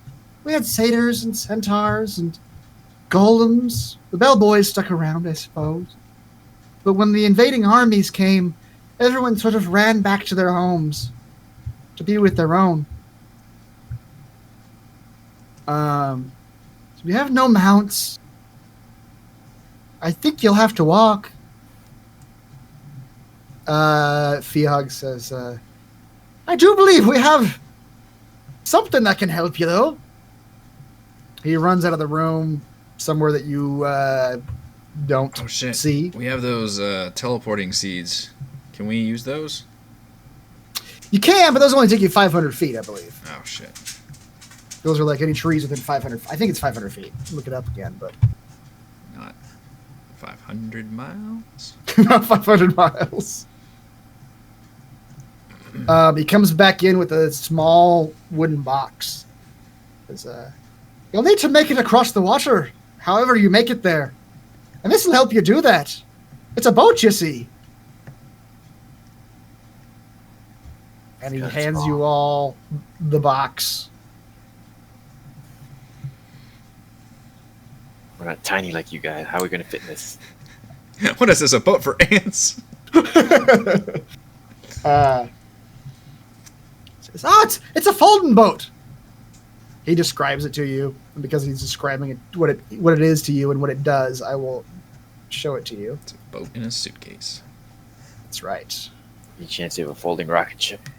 that would have my attention. Get the fuck off this plane. Do you have a folding teleport between planes of existence? It's a box 12 inches long, 6 inches wide, 6 inches deep. You can use command word to turn it into a boat that's 10 feet long, 4 feet wide, and 2 feet deep.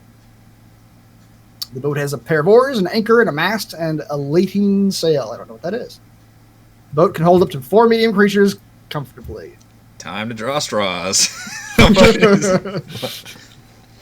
It does say comfortable. You can sit in some laps, I suppose. Oh, boy.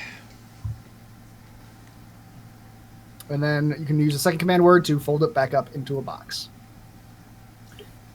The cat, Rycrush, says, you'll need to cross the water whichever way you want to get to Marin's Grove. The only way into the grove that's not teleporting like a damn wizard is through a river to the north of it that snakes through the mountains. You'll have to approach from the north. He begins drawing on the map. He says, if you wish, you could cross. Begins drawing a map. You could cross the water here, and hey, stop sharpening our map. and head up the coast and catch the river that flows into Marin's Grove from there. What will we find on that path? That, though, is where the One Wood lies. Dangerous place, the One Wood. Or you could head up. Why is it dangerous? It's the one wood to rule them all. Only one wood. You'll never get enough wood, Dad. It's too dangerous. Oh no. Once you get that wood, you'll never need wood again. You'll never want to leave. Trees. Catherine pulls out a Sharpie. It's like, all right, then what about this way? She starts drawing. How about we go over here? What about through the eyes of Hemocles? Yeah, we'll go back in the water over here. That way won't work. No good, no good. The river. There's an invisible wall right there. The river doesn't flow that way. Not what Frozen 2 has taught me. But we have a water creature here. She could just push us upstream. He just called you a water creature. Suppose you try. I was going to say that's really overestimating my strength, but I'm very strong now after all that training, so maybe.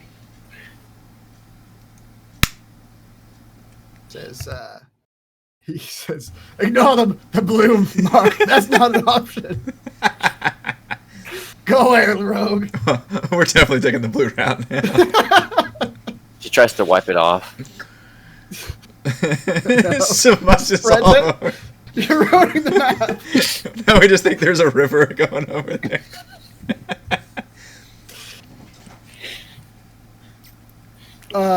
Says, you can go up this side of the continent, go up the coast here, and cross the river farther north. But then, of course, you're passing through the Undine's waters. Oh no. And she's been said to be terrible misfortune to any man who crosses her waters. So, you know, Well, half the party's okay. danger here, danger there, that's the way it goes. Tell us, is there a hippogriff farm somewhere close? Blue Path's sounding pretty good now. Wrong campaign, son. That's the wrong character, too. Catherine never got in a hippogriff. No. Hey, she doesn't know that. Yeah. Just spitballing you, okay? All right. Which would you recommend if you had to go by foot to the Druides? Actually, there's a third way. That's the best way. That's the best way. We haven't told you about that way yet. No. That's when we leave, and the guy goes, "Oh, I should have told him about the shortcut." And he looks over at a trapdoor and goes right to the grove. Oh, well. I'll get there when they get there. They kind of argue. They kind of argue about it. Thixia says, What was that? We're still within earshot. Oh, don't worry about it. It's too late now. We haven't left yet. Did you see something about a shortcut? Shortcut? No, I don't think so. Thixia says, "Oh, the One Wood is far more dangerous. If it perceives you as even the mildest of threat, it'll gobble you up and make you part of the forest." And Fiog says, "Oh, I don't know. The Undine's pretty dangerous herself. God damn it. Terrible misfortune she is. I met her once when she came. She tried to make a move on me. The master said it was very dangerous. So I ran away. Post haste." A dangerous move? Was she like doing karate?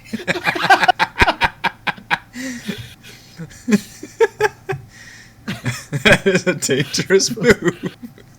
Worse, Tybo. She almost broke my neck. She did. And Rykresh says, "Oh, they're both pretty dangerous magics. I've got no opinion." God damn it! This is not a good trumpet. All right, but if we win, Who said that? This Who was the last one that spoke? Rykresh, the cat. Right, Chris. All right, we're bringing you with us then. Yeah, they're all coming with us. Well, no, they do actually say they're going to say this for the end, but Thixia says, "We all do have important tasks to take care of here, Oh, but bullshit. your task is most important. So, you should decide which of us you want to accompany you. We'll happily go. Well, maybe not happily, but we'll go." All right, one at a time. Tell us your special powers. Now it's an interview. I can tell you what our Give me your what our HP, roles were as advice. your MP, Special attacks, damage special resistance. attack skill list, and what special item you have with you. Also, where do you see yourself in 5 years? Fiog says, "I'll be honest with you, friends. None of us are I'll be much dead in alike." 5 years. I'm so old. Live a hard life.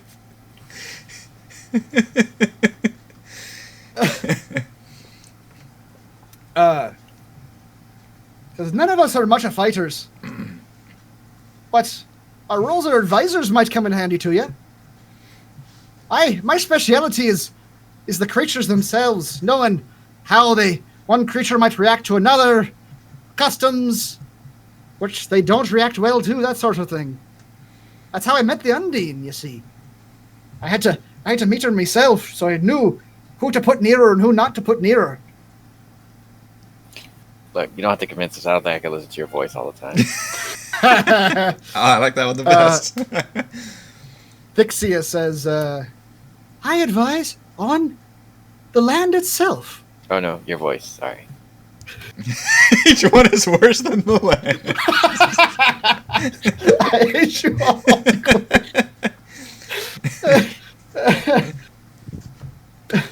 No, the voice acting is good. I'm just saying. Which one do you want to listen to? Yeah, that's a I want to good. listen to the most. That's a good point. I advise on the land.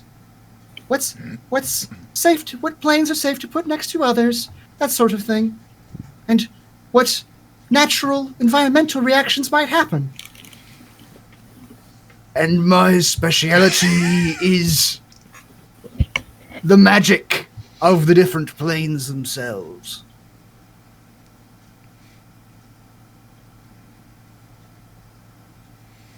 All right. So we either got an expert on creatures, an expert on environment, or an expert on magic. What are we lacking in the party? Intelligence. All three of those things. I mean, it's a fair statement, let's be honest here. We don't have a ranger, we don't have a druid. So, Aren't you a ranger? oh yeah. See? What am I? Intelligence. Yep.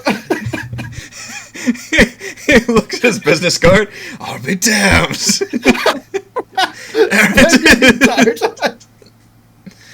Ranger, I should really update this. That's why I get all those LinkedIn messages. You're right. I've got the natural explorer. I've got the terrain thing. That's no All right, problem. we got that. All right, Who what else else? has a secret class? This is forgotten. Look, I haven't been outside in like 6 years. I've technically never been outside with this character. So. All right, I do the outside thing. I know where the train of my kitchen, my living room, and my bathroom is. All right, That's right. that's the kind of ranger I am. Yeah, exactly. All right, but I'm not good at animals. I'll tell you that right now. I do not know my way around creatures. So we had terrain, animals, or what else? Magic. So how's everybody's like Arcana checks? I guess. We all suck at intelligence, don't we? We have Not intelligence great. people at all? I don't No. think so, right? I mean, if you're No, not a as wizard bad as intelligence. or you're not just a skill person, you probably don't have good intelligence. I have -1. I do too. 0. So, Oh man, we have Roll20 is working for me now. So, our interview process is like we have a lot of needs. animal handling, I have a 4. That's Okay. not bad. 2. There you go. Maybe we're Athletics, I have a 9. Yeah. yeah we've got a lot of bench pressing people here.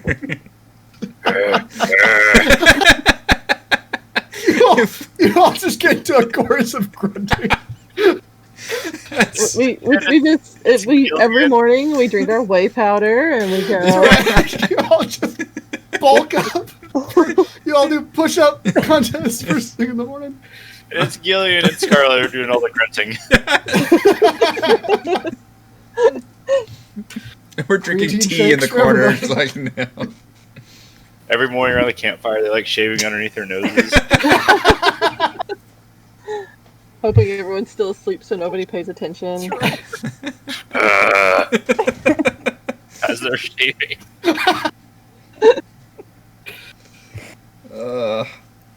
Which one was the magic one?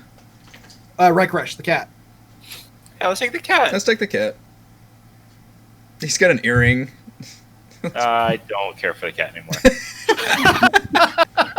You can come but lose the earring.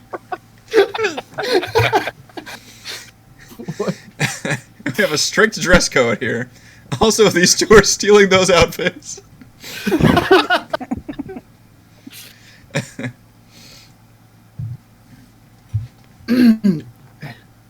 Doesn't look like. Sorry, I lost the voice. I can never really do the voice anyway. Okay, hold on. Yeah, we picked the worst. Yeah. I picked the one that I don't know how to do right. Or I'm having trouble doing right. Let's watch him get back Just do a new voice. into Dude, character. you got a new voice. Another This is what I sound like now.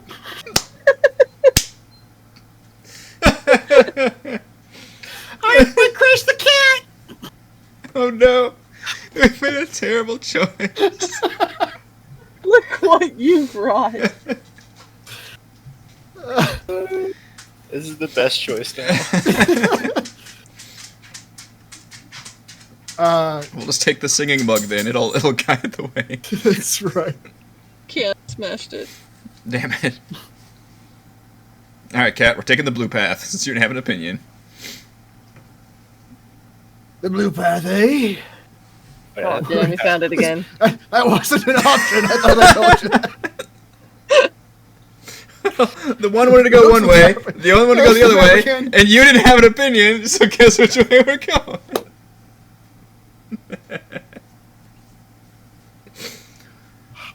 I don't know where that leads, but it doesn't lead to Marin Grove. No, It's to Marin Way. we're going on a different adventure.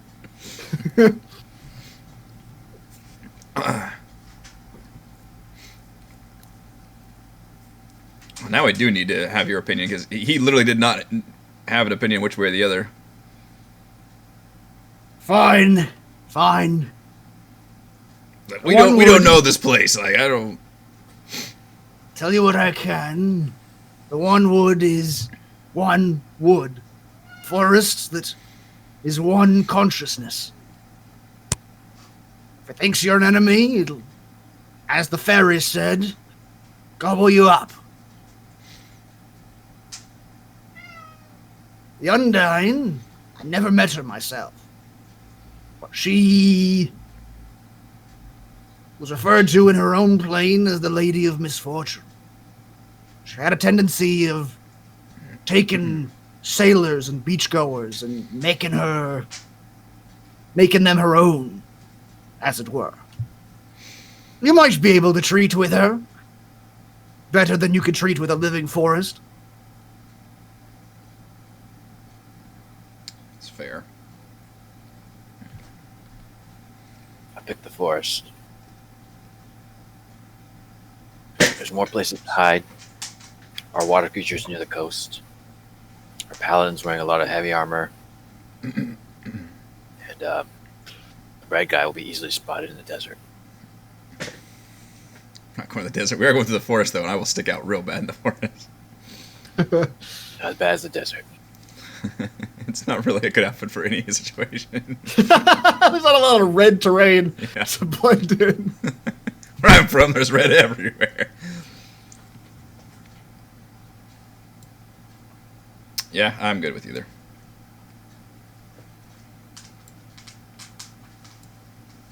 Show our hands, then.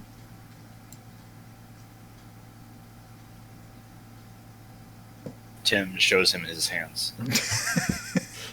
Suppose didn't clarify. Which of you fools wants to go through the forest? Why'd you gotta say it like that? Tim does. Well, Tim thinks it's the safest place, and obviously we need to go through the forest. So let's just get going through the forest, and let's go, and she'll start rolling up the map. After we find the place... Fools means something else. Galen shrugs. And she look at the cat and be like, do you have like a leash or something to help bring you with us? Or... You look over at Rycrash. You haven't looked at him in a little while, and he is currently kneading his claws into Tim's wooden leg. And I will pour and Tim a little vial of holy water and splash him and say, no, bad kitty, bad. Before you do that, Tim, you make eye contact with the cat. He continues doing it. He goes, you got a problem with this? Kitty. And then Scarlet splashes him with water and he yelps and turns into a puff of black smoke, and the black smoke just moves away. I don't need to be carried. Please stop doing that, Mayor. sir. I feel extremely violated right now. Well, that's like his fourth leg, too. That's the extra special healed leg. No one knows it, but I only have one after this one. You're out. If you can't behave, you're not going to be allowed to come. All right. No more kneading on the wooden leg. Isn't there like a ton of metal and stuff in there now too? So Probably. It's by catching on metal and scraping. That's good kneading, that is. I needed that metal. And you guys now have 2 quests. And a cat. And a cat. Find the creator. The creator of Anonymous has gone missing, and in his absence, 2 armies are invading the land. One of fiends, led by the general Irathon. One of celestials, led by the commander Ramael. He must be found, for only he has the ability to purge these armies from the plane. More importantly, send us back home. And send you back home. Things back. And speak with Marina. Creator has a lover, a terrible and deadly druidess named Marin, who he gave her own grove. Her name is Marina. Wait, okay. Marin. The name of the grove is Marin Grove. That's not confusing at all. That's right.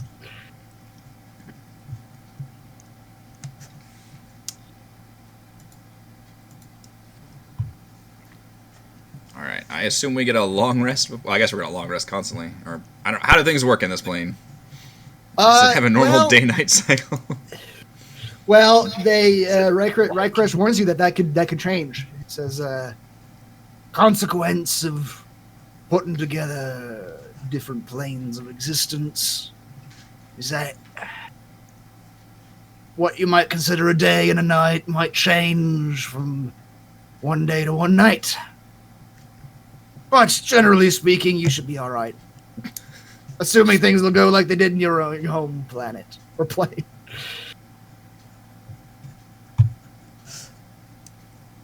Both are. Fair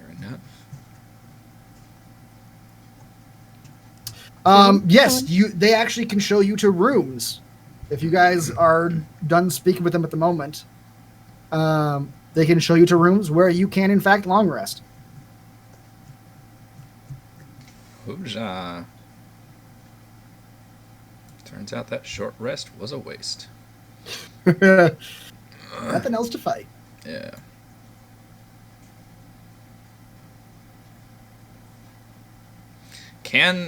Are there provisions for us? Like, we don't have any food or anything. Yeah, so Is there a fridge? Fiog merrily leads you to different. You guys exit the spire itself, which is a large green spiraling tower that goes upwards about 5 or 6 stories. As you leave the spire and look up at it, you suspect that the place that you started was literally like the top floor. As you exit the spire, let's say this also. As you head towards the main door, it appears the lockdown situation is resolving, and that you now see that a seam forms in the big main door of the spire. You're able to go outside, and as you turn and look, now you can see that there are windows all over the spire. Whereas when you were traveling through it, you saw no access to the outside. And Fiag tells you that. Well, the lockdown went into effect as soon as we could really tell that we were under attack, but a good number of them got in before the lockdown happened, and those are the ones you probably ended up fighting. Don't know where the rest of them went to. But the actual Verdant Spire itself is a compound. There's different buildings surrounding the spire. And one of them is like a barracks type area where they show you to where you can rest. They have an armory. That has, as you go into this armory, it's got all sorts of weapons that you can think of, and you suspect this is where they procured the weapons that you had whenever you were teleported here. And they do have a warehouse where they have provisions. They have just very basic things. None of this stuff has been attacked like the tower was? Nope. It appears it was all ignored. Fiog tells you that there was a time when these were all being attended by various volunteers from the races that were brought here from all over the place. But now it's empty. If what those demons were saying is true, they didn't have any interest in the place itself. They just meant to kill every one of us.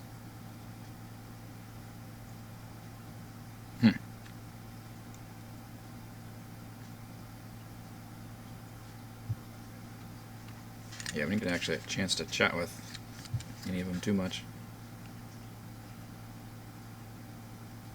Busy killing. Yeah. We did hear the name Ramael at one point. Yes, Ramael. Yeah, you did hear that name because the Devas were more talkative than the Horn Devils. And Ramael, now that you've spoken with the advisors, they've confirmed that is the commander of the Celestial Army. And then the leader of the demons is a demoness called Irathon, who you have not heard of before. Okay.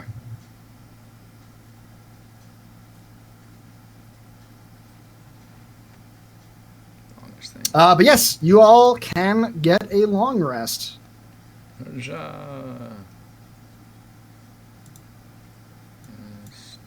And I think we might want to call it here just because as you guys rest at the base of this tower, you feel that your powers have increased. My powers! And you all, upon waking, will be level 14. Oh boy. I think I get anything at 13. How many hit dice do you get back on a long rest? Half the total. Half of what you were missing, or no, half of your total. So it'd be, I don't know if they round up or round down.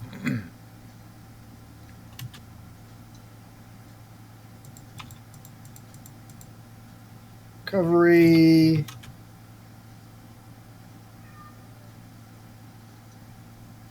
Chat, I did put the MVPC poll up, although it doesn't look like it's currently It's rounded working. down. It's rounded down, so Rounded it's down. 6. You get 6. 6 hit points. And the travel situation is going to be very similar to what we've had before, where you can't long rest unless you're safe, unless you are not in the wild. A camp, just setting up a basic camp, is going to be a short rest. However, as we discussed, a certain spell kind of breaks all that. Mm-hmm. Gillian, you still have that spell, right? Spell? The hut. The hut. Oh, yeah. I got the hut. I got the hut. Pizza's on. She's got the hut. And yeah, you can travel about 24 miles in a day at a normal pace, so that would be about one hex per day. I'm just going to go ahead and put this out there. Before the start of next game, I have found my steed. Have you? I have called my steed for it. Oh, you're going to call him for the travel. Yes, okay. Yeah.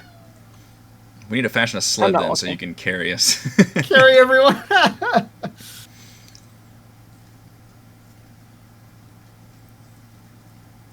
We have that boat. We do have that boat. Just put Yeah. some wheels on that boat. I don't think we can drag it in the ground, but maybe some wheels. Depends on what kind of ground it is. I suppose. Probably. We can have Tim continuously casting his water spell. Just make a slide for the boat. Just That'll work well, I think. Use up all my spell slots. that's right. By the time we make it there, he's completely drained. All right, time to go on an adventure. Level 7 water.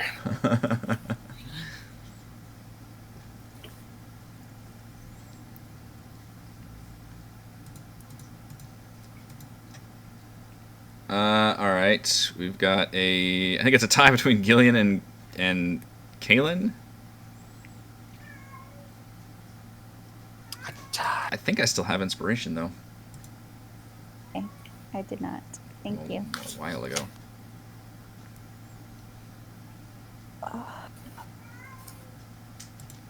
All right, your path is mapped out before you. The three of them ask if there's anything else they can do to help you. Anything you might need. They have some like stuff laying around.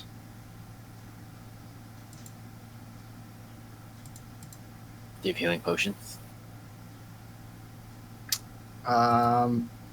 They do not. They have no potions. However, as you guys lay down a long rest, you actually are in possession of some potions. So let's do those real quick. As you guys bed down to long rest, you guys picked up some stuff. So Gillian. I got the magic liquor stuff. Your liquor. All right.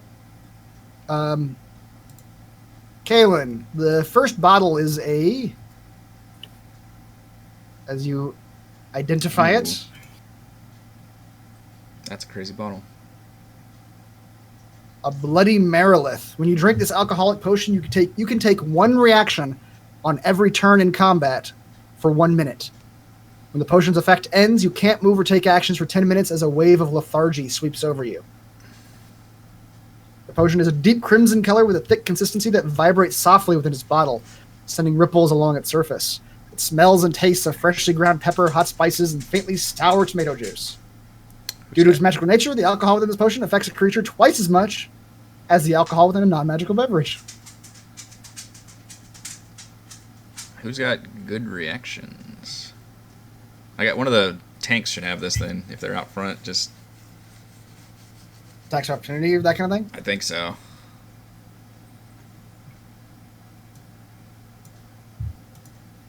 Yeah. Just who's got the reactions? Scarlet, would you like a bloody Marilith?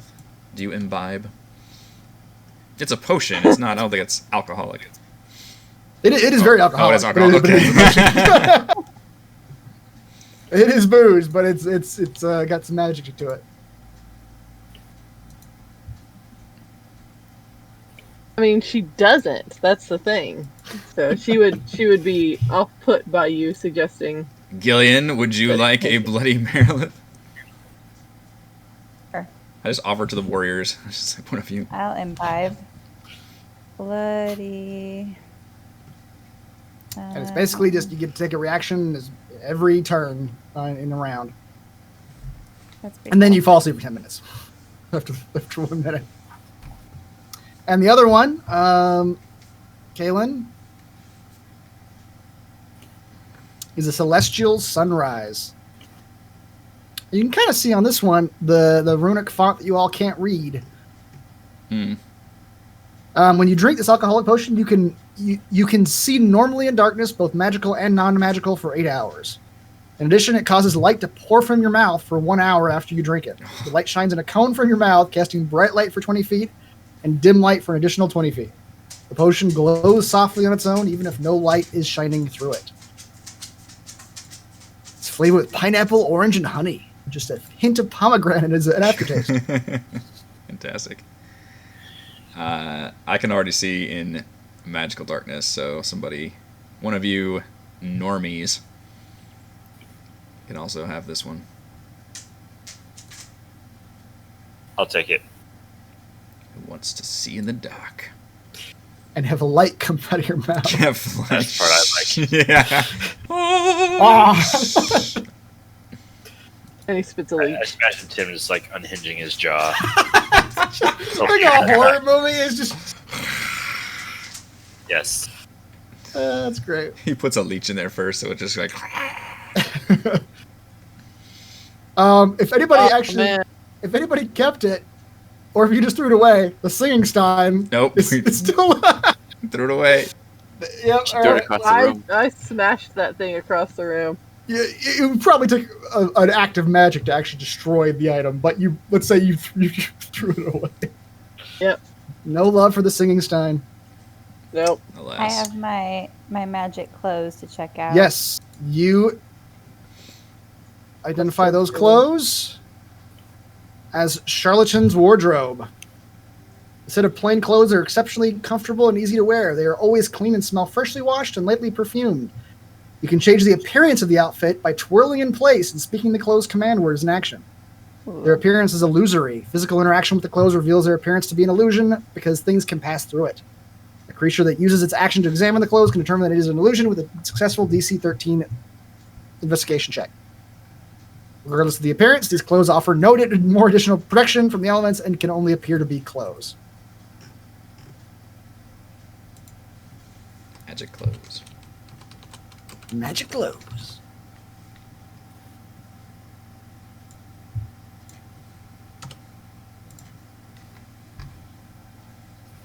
All right. And with that, you guys will long rest here, and then you will level up next time once you long rest, Oh boy. and then you will head out for Marin Grove. And I believe that will do it for tonight. Let's see if I can hear my music. Never hear your own music. Negative. Well, I can hear read it. the outro anyway. Okay. Thank you to Reese, Rochelle, Raymond, Heather, and Eric. And thank you to our wonderful fans for watching. Thank you to our awesome DM, Chris. Go to roguewatson.com for recaps and patreon.com/roguewatson if you'd like to support the channel. Head on over to our post-session discussion Chat for the Lost Plane. Some of us will be jumping over to that stream after a short break. Otherwise, we'll see you next time. Bye.